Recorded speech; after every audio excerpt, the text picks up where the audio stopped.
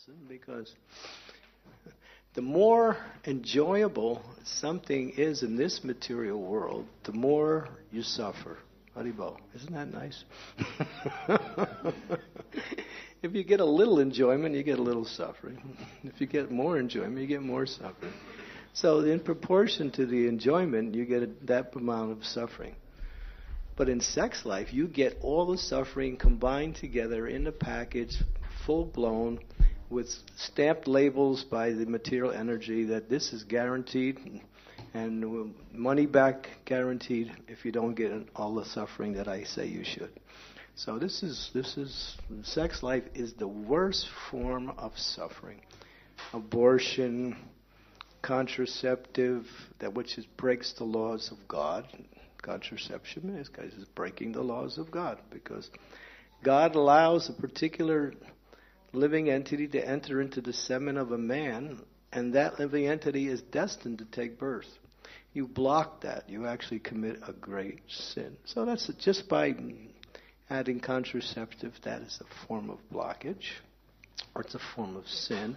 And we see broken marriages, cheating, this, that. There's so many problems. Women get exploited by crafty men, and then the man goes away and the woman is stuck with the child and she doesn't know what to do.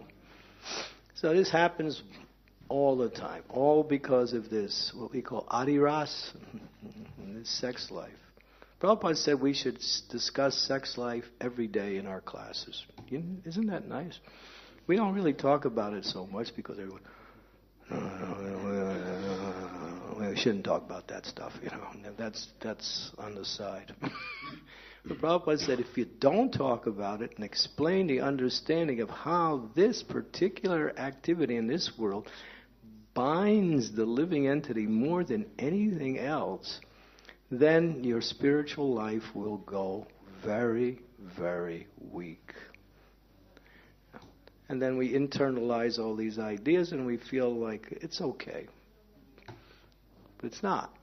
Prabhupada said, illicit sex or illicit, it's all illicit.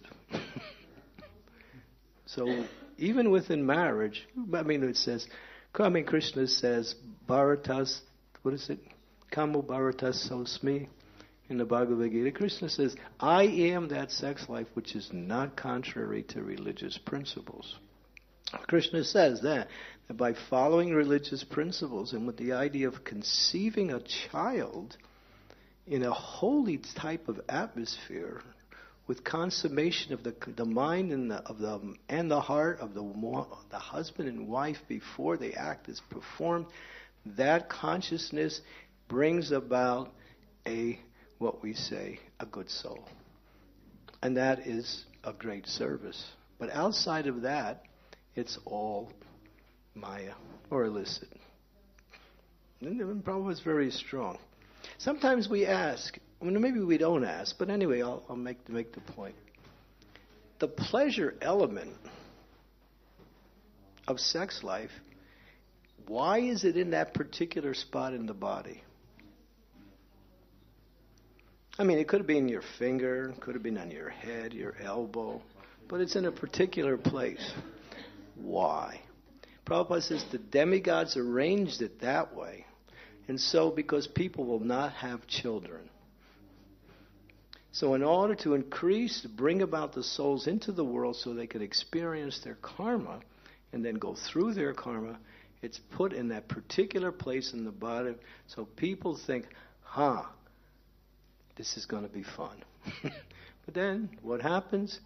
Then you're responsible for whatever happens. So it's designed that way simply to bring children into the world. That's why it's there. That's why the scriptures say sex life is simply made for procreation and not recreation, which leads to procreation, recreation, devastation, mind obstruction, so many other things. It takes 40 drops of blood to make 1 drop of semen. Haribo. 40 drops of blood. So sex life, the scriptures say that like a camel thinks, oh, these thorns are so nice. They're so nice. Nice chewy thorns. And the camel is not a very intelligent animal. He goes and he starts chewing on the thorns. And the blood that comes from cutting his tongue with the thorns mixes with the thorns, and he thinks, wow, what a sweet taste. This is sex life. But you're losing your own blood, and you think, it is so nice. Haribol. So this is what this verse is about, that even great souls, people who are fixed in the principle, the knowing that I'm not this body, I'm part and parcel of the supreme absolute truth, they also become bewildered. Krishna manifested a particular form called Mohini Murti. It's in the Bhagavatam in the, 5th canto? No. What's it? 8th canto. Yeah, Mohini Murti. And that bewildered the demons very strongly. And therefore the demigods could actually take the nectar away from the demons. The demons got attracted to this beautiful girl who was actually Krishna in the form of a woman. It's actually an incarnation. I remember I was giving a class in India. And so you get all kinds of questions when you give classes. You never know what to expect. So I got this question. What if Mohini Murti is one of the forms of the Lord, why don't we worship that form in the temple?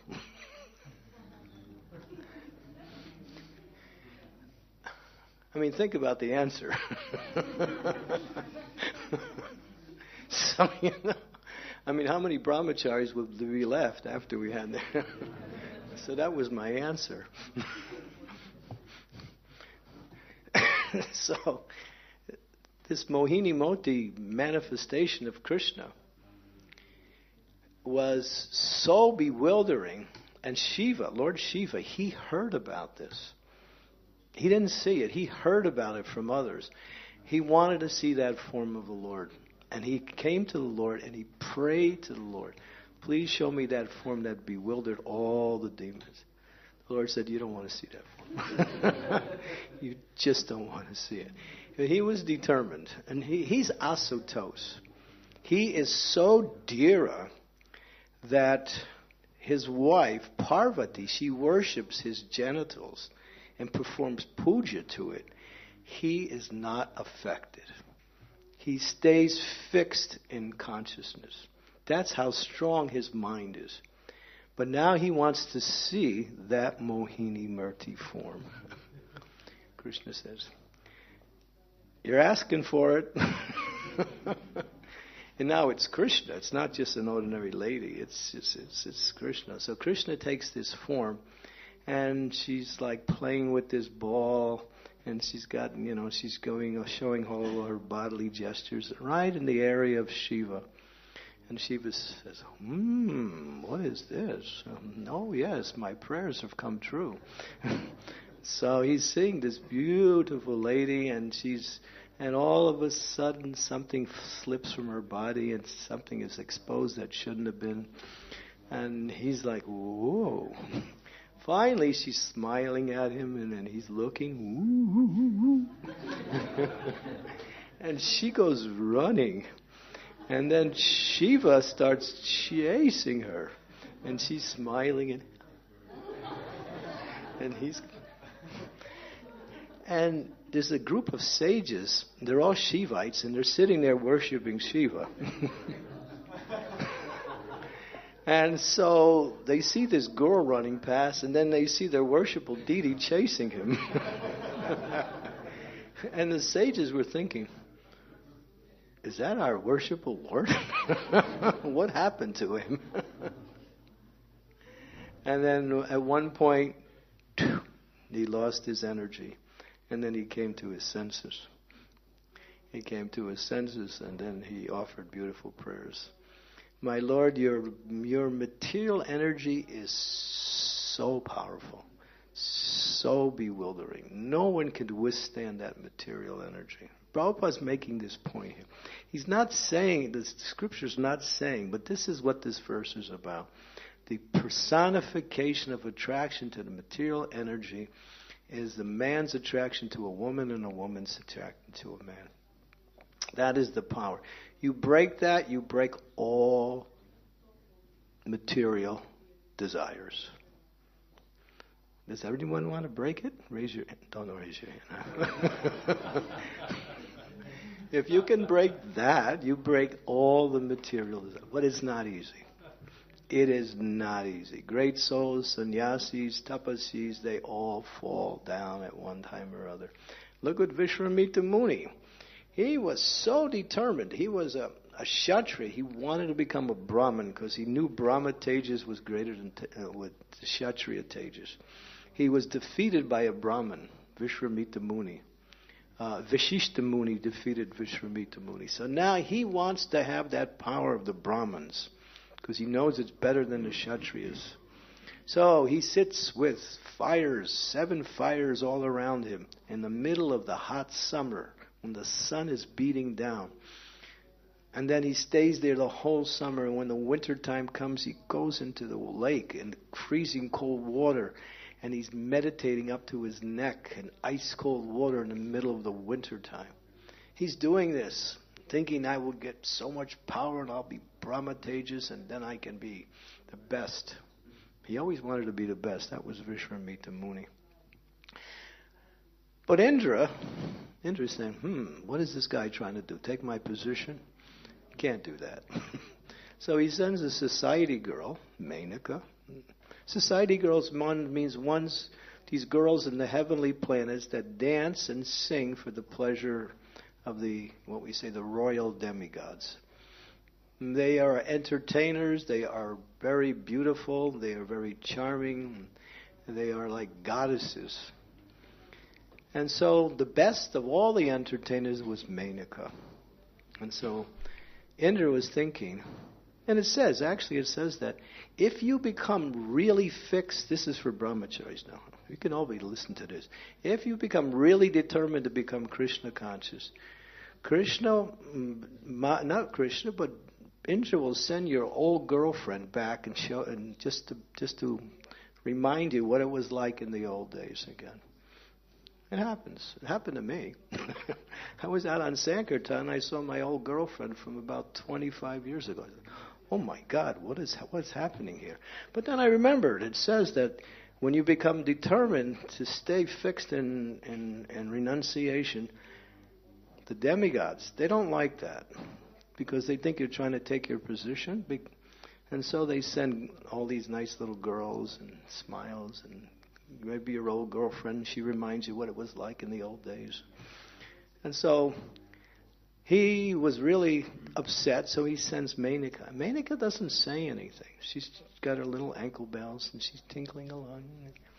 And he's in there in his meditation, he hears these bells, and he's thinking, what's that sweet sound? Ooh, ooh, ooh, ooh, ooh. Ooh, ooh, ooh.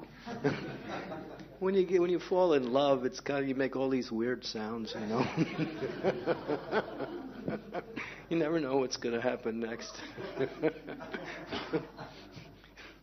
And so, Hare Krishna. So, all of a sudden, in meditation and austerities they go on the back seat. And so he gets attracted to this beautiful girl, and he asks her to marry him. And she does. And this beautiful girl was born Sakuntala. Prabhupada said there's a bit of a story about the life of Sakuntala in the Vedic culture. She was a great. She had great knowledge. The life of Sakuntala was the daughter of Vishwamitra Muni. So now he's disturbed. He's thinking, I used to be a real strict tapasi, and I had so much power. Now look at me, I'm just washing dishes. taking out the garbage, paying the rent. And so that's what happens anyway. And so he's thinking, I'm not going to take this anymore. So there was no divorce papers, but he just said, I'm leaving. So he went back to he's like, more determined than before. Not going to let it happen again. Just once, I learned my lesson. And so Indra says, he's trying it again. So he sends another girl, her name is Rumba. So she comes. Nice tinkling bells.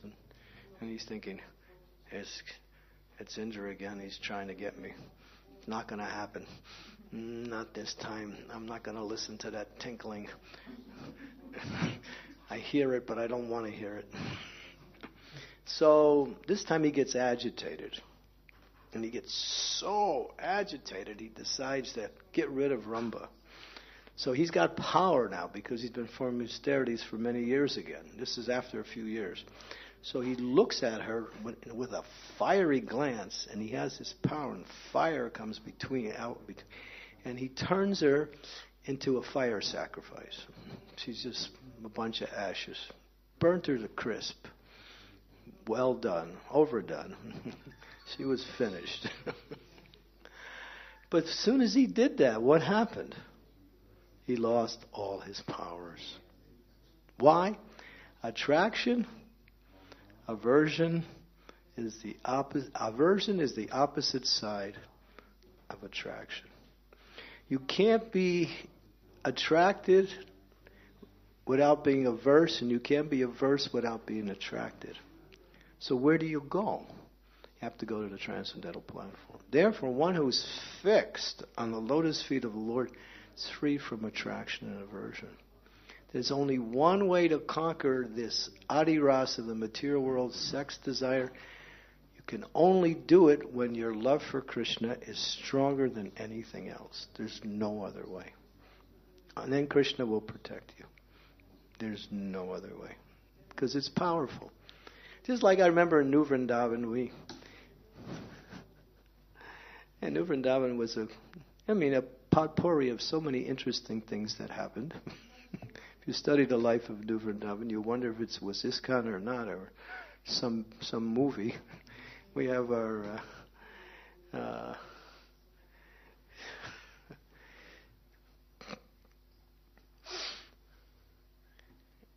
you were there. Yeah. We grew up together. He was a little boy singing bhajans at 10 years old. Before that, it was even long. When you were about 6, you were singing bhajans. Yeah. He was. Him and his sister Shastra. Yeah, she was a little older than you. His mother and father were there, so he's like my good friend. And so New Vrindavan was quite wild. We called it the Wild West because New Vrindavan was in West Virginia, and it was a nickname for West Virginia, Wild West Virginia. And New Vrindavan was the Wild, Wild West Virginia. So, I won't go into too many stories, but there was one story. Was this one girl, she wanted to marry this boy. And he didn't want to get married. At least to her, anyway.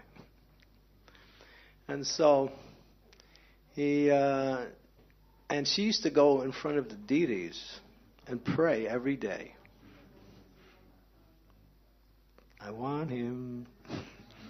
Om Namo Bhakti Das Ki Jai. She was offering all these prayers. And I would, sometimes I noticed, because she would go at a certain time in front of the deities. It was usually around noontime. And she would pray. So we had a discussion.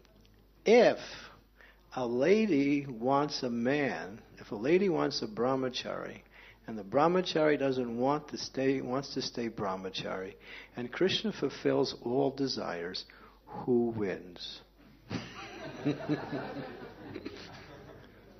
This is a good lesson.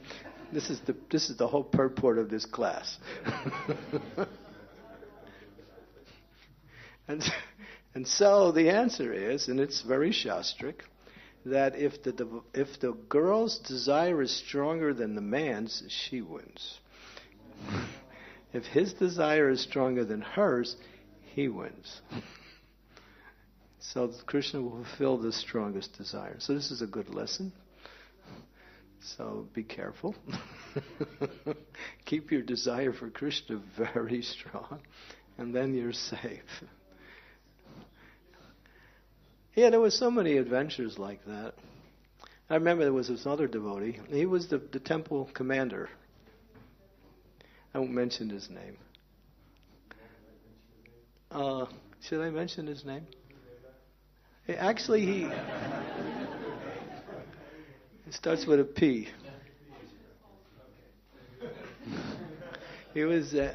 He passed on. He actually left the world. Param Brahma Prabhu. So, same situation. Mataji wanted him. And he didn't want to. He wasn't sure. But she was determined. And so he decided to make an experiment. To see what Krishna wanted him to do. Whether he should get married or stay brahmachari. So we had a lake, which we called Radhakund. Remember, across the road was Radhakund's lake. And it was a man-made lake we made. And so he made an experiment that he would go to sleep at night on a raft in the middle of the lake. And if he woke up on the west side, he would get married. And if he woke up on the east side, he would stay brahmachari. This is a true story.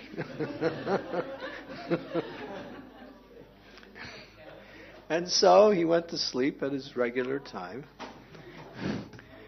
And he woke up at 2 o'clock on the east side. But he thought, it's too early to get up.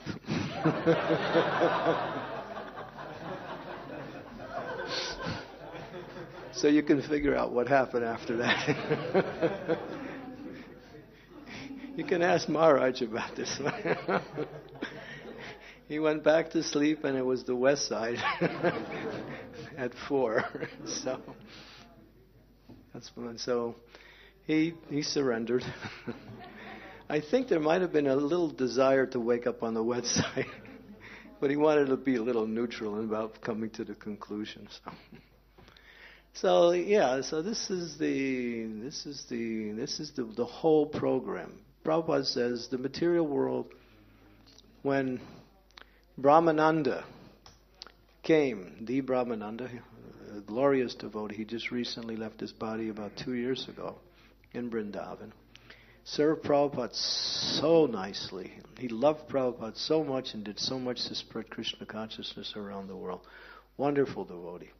When he first came to Krishna consciousness in the Lower East Side, he said to Prabhupada, I used to study in class in school, and I had this one teacher who was a Freudian. Freud, Sigmund Freud. His whole idea was everything was sex. Everything he saw in this material world was connected to some element of sex life. And he said that to Prabhupada, and Prabhupada said he's right. Prabhupada said, this is the purpose of this material world, to fulfill that desire to enjoy, and this is the ultimate principle of enjoyment in this world.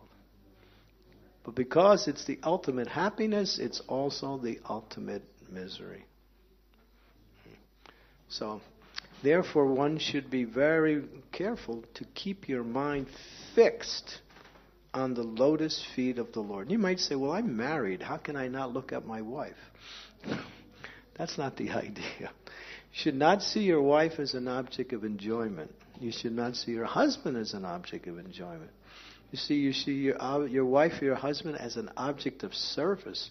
That soul who's in that body, who's called your wife or husband, belongs to Krishna, not to you. Belongs to Krishna, and therefore you serve Krishna by serving that person in the best possible way. There's affection there, It's not like you can't be affectionate. I remember I was in, I get all these stories. Anyway, I was in Vrindavan, and one very nice devotee, she was a very nice devotee.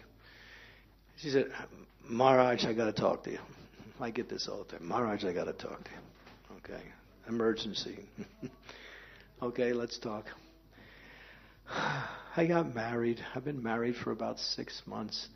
And my husband only reads Chaitanya Charitamrita all day, doesn't talk to me. He just wants me to wash his clothes and cook, and he reads, that's all.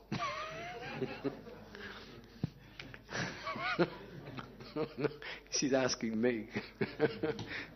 She could ask somebody else who might have been more favorable to her, but she's asking me. So I was thinking, I empathize. No, not empathize. I sympathize. I sympathize with you. I said, well, I think you married a brahmachari.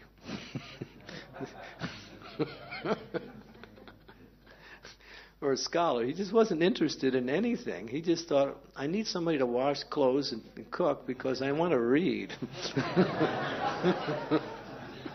So, it takes time to do that, and I want to spend more time reading. I mean, people get married for different reasons. So I said, well,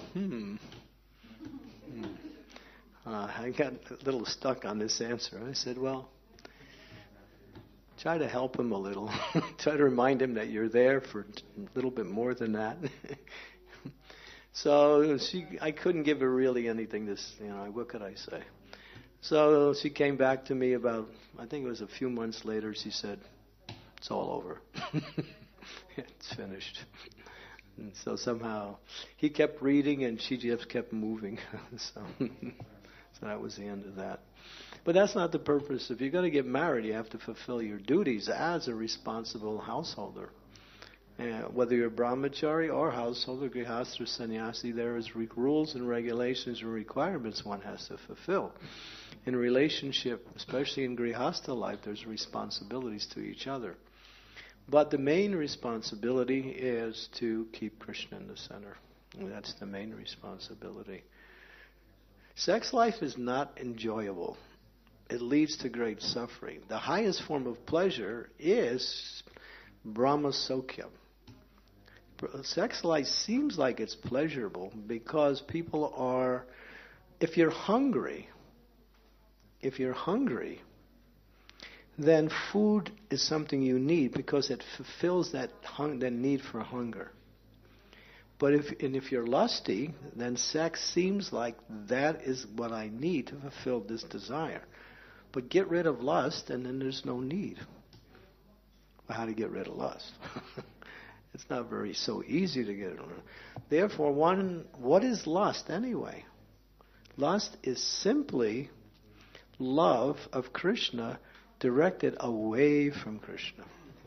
So when you take that same energy and direct it towards Krishna, it comes back to its natural, pure spiritual essence. And that's the only way that one can be free from the temptations of this material world. And Prabhupada says that in the very end, he says, one must strongly adhere to the lotus feet of the Lord in devotional service. Then one's position is secure. There's no other way. It's not by neti, I don't want this. I had so many bad experiences with this. I'm not going to do it again. You'll do it again. Because it's just like, you see, we preach in jails. People they know crime is wrong. They commit crimes. They go to jail. They get punished. They suffer. They come out. They do it again. They know it's wrong, but they can't help it. The desire's in the heart. Unless that desire from the heart is removed and replaced with something spiritual, then that desire will push one to act and to think in a certain way, in a material way. So these material energy is very, very illusionary. But one should see things beyond what you actually see. Just like, There was this one very famous, beautiful actress. She was French. Brigitte Bardot. Brigitte Bardot. I can't speak French anyway. So just by looking at her, people would lose it. Fulfillment of all my desires in one place. And she was so attractive, but when she got about 50 years of age, she looked into the mirror one day, and she saw something that caused her to have a mental, collapse. What is it? Breakdown. She saw wrinkles. Haribo. And she was thinking, I'm not going out in public anymore. And she stopped. She changed her whole life when she saw that what she lived for and what everyone else thought that she lived for was no longer available. She stopped. And she changed her whole life. She's still alive. She's in her 90s now. She's an animal rights activist. She's still alive. She changed her whole life. So this is intelligence. So whatever the forms in this world that we get attracted to, you should understand in due course of time, things change. Things change. So don't get attracted by these external forms, because you have to see beyond the form. And beyond the form is that this form is going to be something different. We get attracted to Krishna, and we also get attracted to Krishna's devotees. Why? Because the devotee is part and parcel of Krishna. But the attraction is not physical. Physical attraction wears off 1-2 years. They did a survey in America about divorces. Most people who get divorces divorce after 2 or 3 years of marriage. And after that, they actually find out they get remarried again and they get divorced again. Why? Because they get attracted to something physical, something sensual, something apparently beautifully materially. But that changes. That changes. And then, as Maharaj was saying yesterday, marriage really means friendship. To develop real strong friendship with your partner and work together in Krishna consciousness. You may have children, you may do so many other things, but it's a good friend. And you help each other in your process of Krishna consciousness. It's not about sensual enjoyment. It's not about sensual enjoyment. Men have this idea, when they're looking for the woman, they're looking for that goddess coming from the heavenly planets that'll float down and just kind of like make all his dreams come true. This is men. I give you a psychological between men and women. You want to hear this one? This is good. Ladies will like this one too. The men are looking for the goddess of fortune, Lakshmi herself. That's what the men are looking. And the women are looking for affection, protection, and security. Even if the guy is not so good looking, they'll take him. If he's a nice guy, if he's affectionate, and if he can supply material security. Am I wrong? No. Okay, thank you very much. And I know most men don't get married. They wait so long because they're still waiting for that heavenly airplane to come flying down. To pick him up and take him with that girl at his dreams to the higher levels of existence in that castle that floats around in the sky. Well, so don't wait so long. So it's not about that. This is an illusion, and it's another part of the illusion. So one should understand that if it's required to get married, then do it as a service to the Supreme Personality. Become fixed in your ashram. When you're fixed in your ashram, if you're Someone asked Prabhupada, there's devotees who practice Krishna consciousness that are not brahmacharis and are not grihastas. What is it? Prabhupada called them, he said, bachelor daddies. Bachelor daddies. That means they're kind of like, it's not an ashram. It's just not an ashram. Somehow we allow everyone to practice Krishna consciousness, but fix yourself. When you get fixed in the ashram, you get fixed in Krishna consciousness. So if you're a brahmachari, stay there. If you're a brahmachari and you want to get married, then move in that direction and get fixed in your ashram and become an ideal grihasta. Prabhupada said if you're an ideal grihasta, then, and you follow the regulative principles, he said that's as good as sannyas. That's as good as sannyas, he said. He said there's no even reason to take sannyas if you live in that ashram, following the regulative principles very carefully and live according and to the proper mood of worship, like that, keeping Krishna in the center. It is good as sannyas. But this in the middle, where guys don't want to get married, they just want to float around and do their own thing and just check out the girls. Doesn't work. Doesn't work. You can't remember Krishna like that. So, join the ashram, becomes fixed in austerity as a brahmachari, or get married. Don't stay in the middle, because there's no middle. There's no middle. Because the mind and senses have to be engaged in devotional service. If you're living outside, you're in contact with the material energy all the time. And therefore, it's easy to become victimized by that. You may not want to take the responsibility of getting married, but you're losing the responsibility of your devotional service. So it's important to fix the ashram like that. And that is recommended. But in that ashram, whatever you are, whether you're brahmachari, grihastha, or whatever ashram you are, you should understand that this material world is simply a thorn to take out a thorn. The Bhagavatam says that if you get a thorn in your foot, you take another thorn and you pull that other thorn out, and then what do you do with both thorns? You throw them both away. You don't keep either one. So material desires can be removed by taking those material desires and engaging them in devotional service, purifying them, and then freeing that one from all material desires. Because all desires are actually spiritual, but they're covered with an energy of the material energy, and it appears to be. So spiritual desires means it's for Krishna, material desires means it's for me. The same activity, that's all. That's why Krishna says, if you perform sex life for procreation of children, then that is as good as worshiping me. So this is the understanding.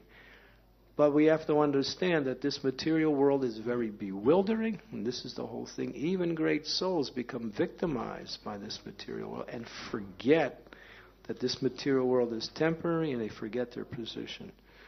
So we said, therefore, one has to become very strict in the execution of their duties, especially when it comes to chanting Hare Krishna, Krishna Krishna, Hare Hare, Hare Rama, Rama Rama, Hare. Thank you very much. Any questions? Yes.